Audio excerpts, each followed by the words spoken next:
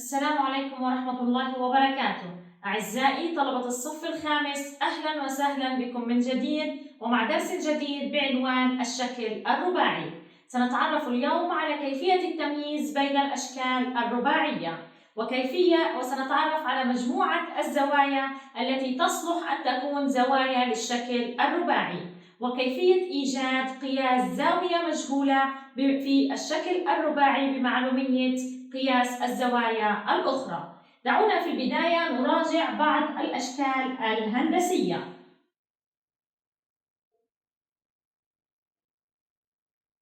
ماذا نسمي الشكل الهندسي؟ الأول يسمى هذا الشكل أحسنت مثلث.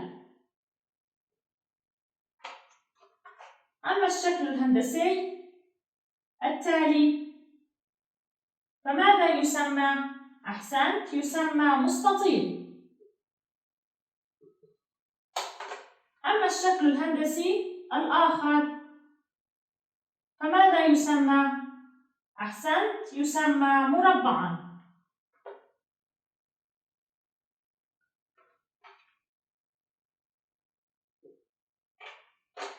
أما الشكل الآخر فيسمى دائرة.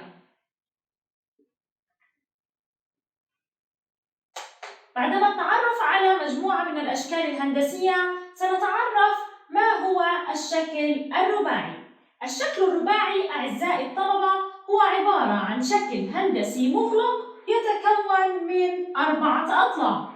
إذن الشكل الرباعي، تعريف الشكل الرباعي هو شكل هندسي مغلق يتكون من 4 أضلاع. لاحظ معي الأمثلة التالية. هل هي عبارة عن شكل رباعي أم لا؟ إذن أي الأشكال التالية تمثل شكلاً رباعياً؟ الشكل الأول هو عبارة عن شكل هندسي مغلق وعدد أضلاعه 1 2 3 4. إذن أضلاعه تساوي 4 أضلاع وهو مغلق. إذن هل يمثل شكلاً رباعياً؟ نعم، يمثل شكل رباعي.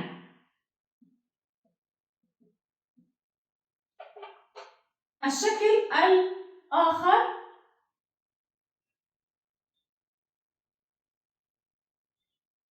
الآخر هل يمثل شكلاً رباعياً؟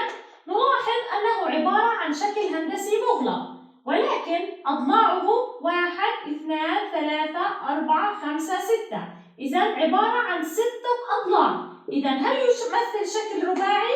لا يمثل شكل رباعي لأنه أضلاعه عبارة عن 6. أما الشكل الرباعي فيجب أن تكون أضلاعه يتكون من 4 أضلاع. إذن لا يمثل شكل رباعي. نأخذ مثالاً آخر.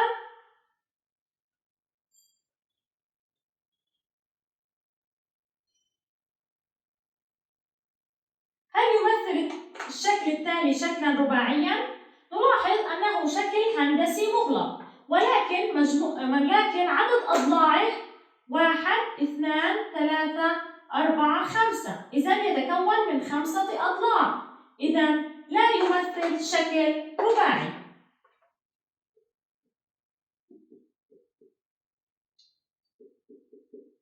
إذن أعزائي الطلبة، الشكل الرباعي هو يجب أن يكون شكل هندسي مغلق ويجب أن يتكون من 4 أضلاع. لاحظ معي الشكل التالي.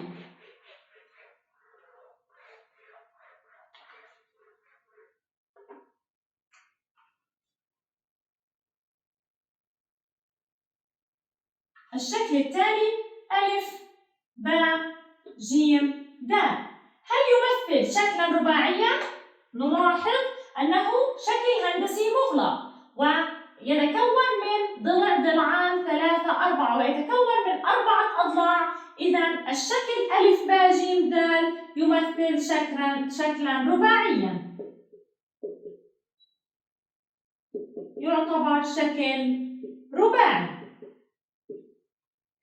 نلاحظ هنا ما هي أضلاع الشكل الرباعي ألف باء جيم دال؟ اذكر أضلاعه. نلاحظ أضلاعه. الضلع الأول هو عبارة عن ألف باء، الضلع الثاني باء جيم، الضلع الثالث جيم دال، الضلع الرابع ألف دال. إذا أضلاعه ألف باء، باء جيم، جيم دال، وألف دال. يتكون من 4 أضلاع، نسمي ال4 أضلاع بالشكل التالي. اذكر زواياه.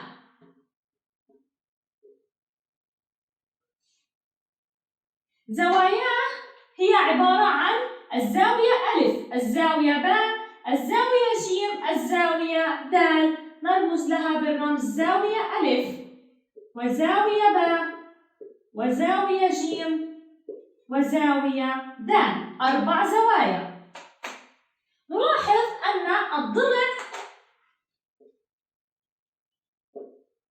الضلع ألف باء يقابل الضلع ألف باء يقابل الضلع جيم دال. أما الضلع باء جيم يقابل الضلع من؟ أحسنت، الضلع باء جيم يقابل الضلع ألف دال.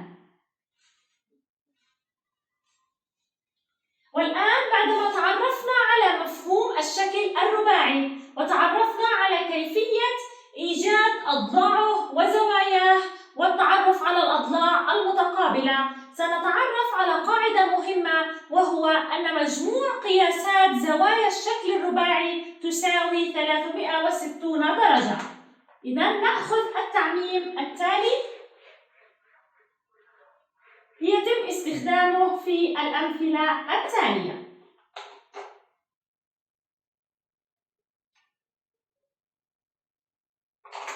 مجموع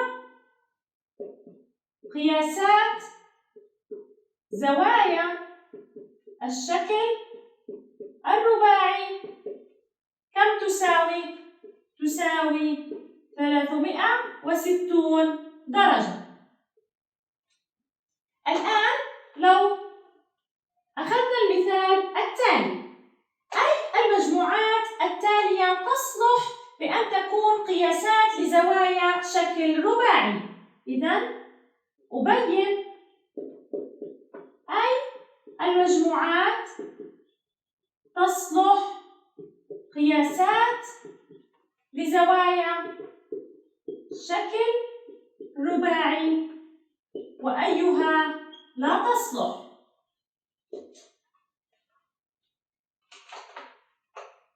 في المثال فرع ألف لدينا الزوايا 120 درجة، 80 درجة، 90 درجة، و70 درجة. السؤال أعزائي الطلبة، هل هذه الزوايا الأربعة تصلح لأن تكون زوايا لشكل رباعيا؟ لكي تكون هذه الزوايا زوايا لشكل رباعي يجب أن تحقق الخاصية التالية، وهي أن تكون مجموع قياسات هذه الزوايا 360 درجة. إن كان مجموع قياسات هذه الزوايا 360 درجة، إذن تصلح لأن تكون زوايا لشكل رباعيا. أما إن لم يكن مجموع الزوايا 360 فهي لا تصلح لتكون زوايا لشكل رباعي. إذن هنا في البداية نقوم بإيجاد مجموع الزوايا 120 زائد 80 زائد 90 زائد 70 درجة، يكون لدينا مجموع الزوايا يساوي 360 درجة. كان لدينا المجموع 360، إذن هل تصلح هذه الزوايا هذه القياسات لتكون زوايا شكل رباعي؟ نعم تصلح. ننتقل للمثال التالي. كان لدينا قياسات زوايا بالشكل التالي: 60 درجة، 140 درجة، 50 درجة، و130 درجة. هل هذه القياسات تصلح لأن تكون قياسات زوايا شكلا رباعيا؟ لكي نحكم يجب في البداية نجد مجموع هذه القياسات 60 زائد 140 زائد 50 زائد 130. يكون لدينا مجموع قياسات الزوايا يساوي 380 درجة. إذا هل تصلح؟ الأحسنت، لا تصلح لأن تكون زوايا لشكل رباعي لأن المجموع لا يساوي 360 درجة. والآن ننتقل إلى مثال آخر نتعرف من خلاله على كيفية إيجاد قياس زاوية مجهولة بمعلومية قياسات الزوايا الأخرى. مثال: أجد قياس الزاوية المجهولة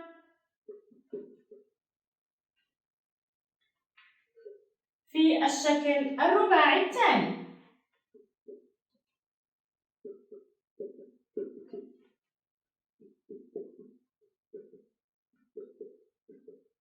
لدينا الشكل الرباعي التالي ألف باء جيم دال، ونريد إيجاد قياس زاوية مجهولة هي قياس الزاوية دال.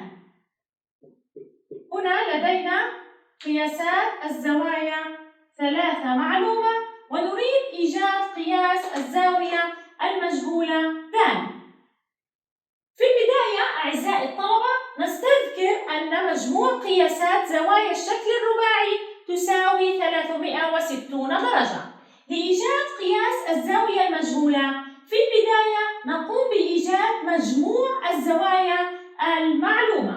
إذا نجمع الزوايا المعلومة وهي زاوية ألف زائد زاوية باء زائد زاوية جيم، 120 درجة زائد 60 زائد 85 درجة.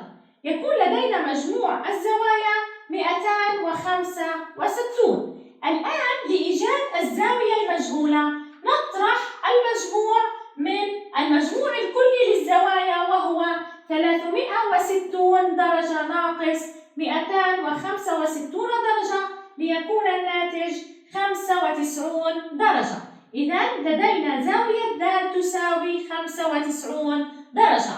إذا وجدنا قياس زاوية مجهولة بمعلومية قياسات 3 زوايا أخرى. والآن ننتقل إلى تدريب على المثال التالي. هيا سجل معي التدريب.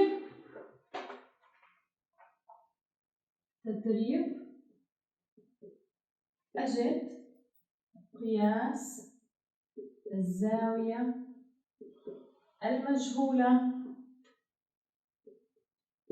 في الشكل الرباعي التالي. لدينا شكلا رباعيا بالشكل التالي، ومطلوب إيجاد قياس الزاوية المجهولة باء. الشكل الرباعي ألف باء جيم دال، فيه قياس زاوية ألف 110 درجة، أما هنا جيم 80 درجة ودال 90 درجة، والمطلوب إيجاد قياس زاوية باء. هيا جد قياس زاوية باء ومن ثم أرسل الحل. وهكذا أعزائي الطلبة نكون قد تعرفنا على مفهوم الشكل الرباعي والتمييز من بين الأشكال الهندسية أي منهما يمثل شكلا رباعيا، وتعرفنا على أي المجموعات من قياسات الزوايا تصلح لأن تكون زوايا لشكل رباعي، وتعرفنا أيضا على كيفية إيجاد قياس الزاوية المجهولة في الشكل الرباعي بمعلومية قياسات زوايا الأخرى. ونلتقي إن شاء الله المرة القادمة ومع درس جديد بعنوان المستطيل والمربع، وسنتعرف على خصائص كل من المستطيل والمربع كحالات وأمثلة على الأشكال الرباعية. والسلام عليكم ورحمة الله وبركاته.